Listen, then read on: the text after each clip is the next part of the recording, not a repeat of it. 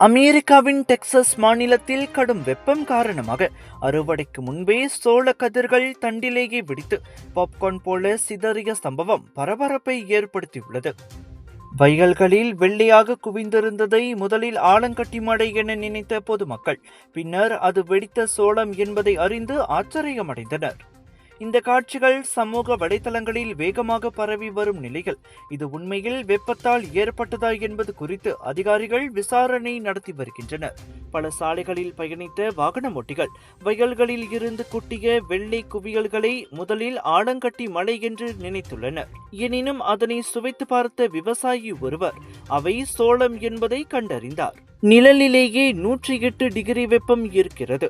துரதிர்ஷ்டவசமாக கடந்த வாரம் அந்த நிழல் வடக்கு நோக்கி நகர்ந்து விட்டதாக அந்த விவசாயி கவலை தெரிவித்திருந்தார். சோளங்கள் வெப்பம் காரணமாக இயல்பாக வெடிப்பதை ஒரு வானிலை நிகழ்வாக வானிலை ஆய்வாளர்கள் அங்கீகரிக்கவில்லை.